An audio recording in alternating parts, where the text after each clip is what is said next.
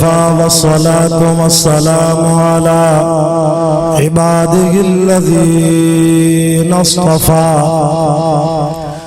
अम्मा बअद फ़अऊज़ु बिल्लाहि मिनश शैतानिर रजीम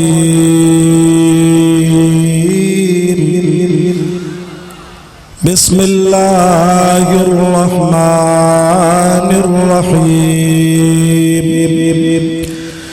इन्नल मुत्तक़ीन फ़ी जन्नातिन व उयून उद्खुलूहा बिसलामिन आमिनीन व नज़अना मा फ़ी सुदूरिहिम मिन गुल्लिन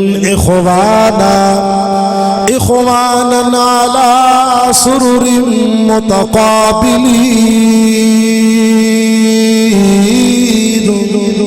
देखे कुरान वाणी डाना सुभान अल्लाह ला यमस्सुहुम फीहा नसबुन व मा हुम मिन्हा बिमुख़रजीन नब्बि इबादी अन्नी अनल गफूरुर रहीम व अन्न अज़ाबी हुवल अज़ाबुल अलीम। आमन्तु बिल्लाहि सदक़ल्लाहुल अज़ीम इन्नल्लाह व मलाइकतहु युसल्लूना अलन नबी या अय्युहल्लज़ीना आमनू सल्लू अलैहि व सल्लिमू तस्लीमा। आशिक रसूल साहबा अल बेदा गुलाम जागी करे मुझे हबीब करीम सोने जी ज़ात ते ॾाढा दुरूद पाक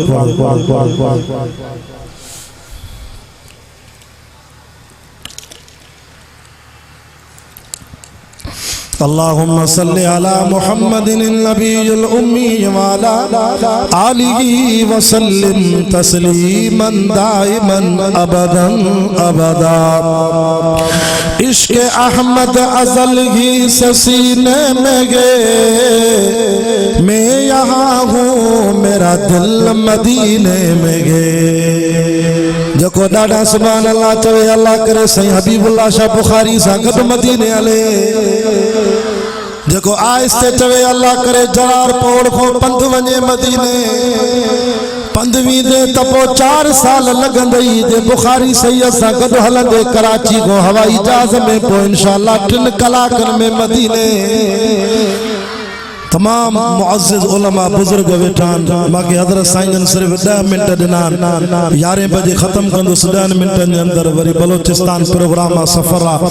अल्लाह इन जलसे के पांजी बारगाह में मकबूल ऐं मंजूर फरमाए आमीन जो डाडा। इश्क़ अहमद अज़ल ही से सीने में गे मैं यहाँ हूँ मेरा दिल मदीने में गे।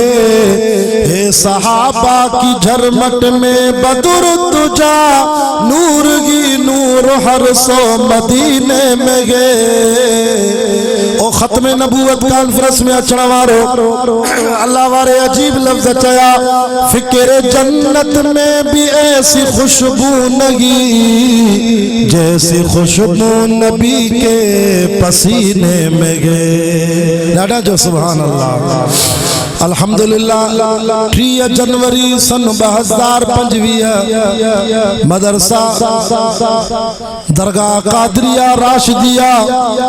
दरगाह जरार पहोड़ जे तरफा बाबर तकरीब में खत्म नबूवत कॉन्फ्रेंस में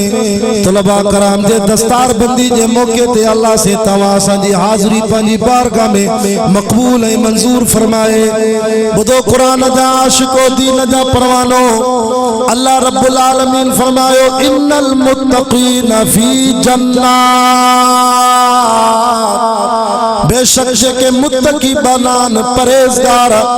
तकवा रखण वारा मुत्तकी शागे चबवा कुरान पान तशरीह जो करे कुरान जी हिकड़ी आयत के बी आयत तशरीह कंदी आ हुदल लिल मुत्तक़ीन अल्लज़ीना युमिनूना बिल गैब। मुत्तकी बना हुए आन परहेज़गार जेके अण ॾिठे अल्लाह ते ईमान आणींदा व युक़ीमून सलात नमाज के कायम कंदा व मिम्मा रज़क़ना हुम युनफिकून जेको अल्लाह रिज़्क़ ॾिनो आहे रब जी राह में ख़र्च कंदा इन मुत्तकी बानन जी मां रब जन्नत में जाए तैयार कई आहे ही दरगाह आलिया कादरिया राशिदिया हिते दरगाह जरार पोरते असा जा दादा सही फकीरुल्लाह शाह बुखारी रहमतुल्लाह अलैहि न दरगाह जा पांधियड़ा हजरत सही खलीफा अहमदुद्दीन रहमतुल्लाह अलैहि अज असा दुआ करण आया हजरत सही मोहम्मद आलिम रहमतुल्लाह अलैहि अल्लाह उन्हनि जी कब्रन ते कुरान जी रहमत जा मींहं वसाए आमीन चो इन्हनि बुजुर्गनि हिन असांजे सूबे सिंध जे इलाइक़े में हिन ज़िले शिकारपुर में ख़ास तौर ते तालके खानपुर में इन्हनि बुजुर्गनि जी महिनत आहे असांजे सिटी खानपुर में रुगो 4 मस्जिदूं मुवहिदन जूं हजरत सही खलीफे साहब जी महिनत सां अल्हम्दुलिल्लाह अज 27 मस्जिदूं रुगो खानपुर शहर में आबाद आहिनि चो सुभान अल्लाह इन्हनि जी तक़वा जी बरकत फरमाए पो मुत्तकी बानन जा मां रब इनाम तैयार कयो आहे फी जन्नत जन्नत ॾींदो मां अहिड़ी जन्नत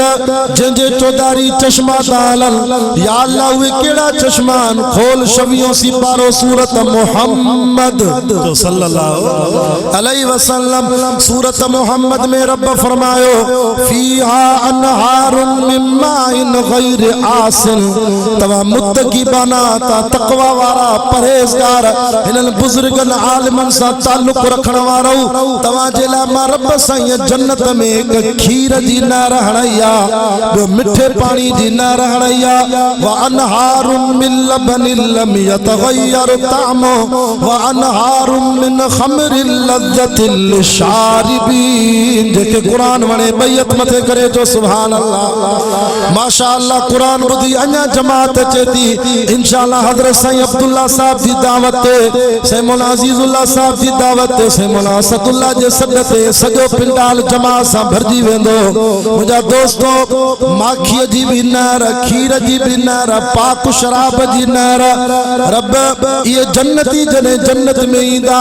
फरमाए उदखुलूहा बिसलामिन आमिनीन जन्नत जा दारोगा मलाइका उन्हनि जा दरवाज़नि ते भी इस्तक़बाल कंदा मुत्तकी बानन के परहेज़गारन जो मौत भी भलो थींदो जिन जो ताल्लुक़ इन कादरी तरीके जे मुर्शिदन सां आहे बुजुर्गन सां आहे जेके ज़ाकिरी न बाना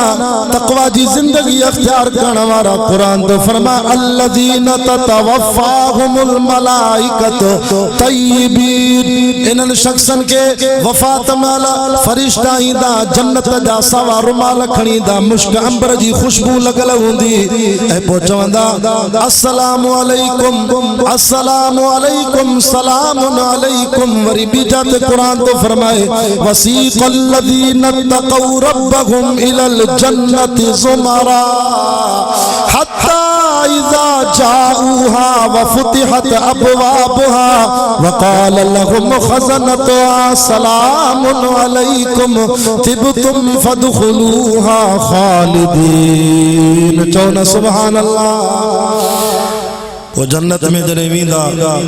जन्नत में झेड़ो कोने अमुन ही अमुन ना इते अवां जे शिकारपुर जिले जे हालात जी ताके खबर आ जिलो कंदकोट कश्मीर तांजे पाड़े जो जिलो आ इते भव आ खतरो आ झेड़ा झगड़ा फसाद पर फरमाए जन्नत में को केसा झेड़ो ही न कंदो इन तकवा वारन के माला एडा इनाम दींदुम जो सब जन्नती खुश थी वेंदा वनज़ाना माफी सुदूरिही मिन ग़िल्लिन बाकी टे आयतूं बचियूं मां जल्दी ख़त्म करण वारो आहियां रब साईं तो फरमाए ओ इन बुजुर्गनि सां ताल्लुक़ रखण वारनि खे मां अल्लाह उन्हनि जे सीननि खे दिल खे एॾो पाक साफ़ करे छॾींदोमांसि न ॾुख को नाराज़ पो ईअं शीशे वांगुरु दिलि चमकंदसि साईं पोइ वेहंदा काथे फरमा अला सुरुरिन पलंगनि ते वेहंदा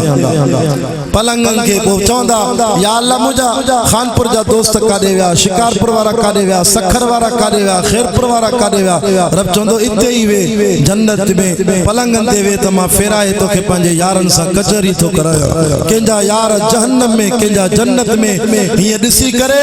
कचहरी कंदा मा सलककुम फी सकर छा थियो आहे यार असां जन्नत में ता जहन्नम में ओ जहन्नमी रोई करे चवंदा क़ालू लम नकु मिनल मुसल्लीन यार आज़ान मिलंदो हो ता नमाज़ थी वेंदा हो असां नमाज़ न पढ़ी से वलम नकु नुतिमुल मिस्कीन असा गरीबन मिस्किनन के खैरात न दिनी से असा व कुन्ना नखूद माल खाइदीन अजायो बकवास समझंदा से हत्ता अतानल यकीन इस तई जो मौत अचियो यारो दुआ कयो त हिन बुजुर्गन जे ताल्लुक जी बरकत सा अल्लाह असा जो मौत भी को कलमे ईमान सा ला यमसहुम फिया नसब फरमाए त जन्नत में के को सूर भी न थिंदो हिते करे मथे में सूरा करे कनन में सूरा करे होड़ में सूरा करे चेल में सूरा अल्लाह तो जे जन्नत में के सूर ही न थिंदो वमा हुम मिना बिमुखरजीन जेके वेंदा त वे निकरदा ही न खालिदीन फिया अबदा जुमे जुमे ते माला जो दीदार कंदा अन्या साल साल उम्र वधी वेंदस नबी इबादी आखिरी आयतुन तवज्जो कयो टाइम मुख्तसरा नबी इबादी रब तो फरमाए मुझे हबीब मुझे बानन के चो अन्नी अनल गफूरुर रहीम मा अल्लाह बख्शणहार आया मा रहीम आया मा रहमान आया व अन्न अज़ाबी हुवल अज़ाबुल अलीम मा अल्लाह जेकरे पकड़ कया तको छडाए न सगंदो मा कहार भी आया मा रहमान भी आया बस दोस्तों दुआ कयो अल्लाह सजी जिंदगी इन बुजुर्गन सा ताल्लुक नसीब फरमाए इनन जे कदमन में वियारे अल्लाह सा के जन्नत में पंजो दीदार नसीब फरमाए व आखिर दावाना अनिल हम्दुलिल्लाह रब्बिल आलमीन।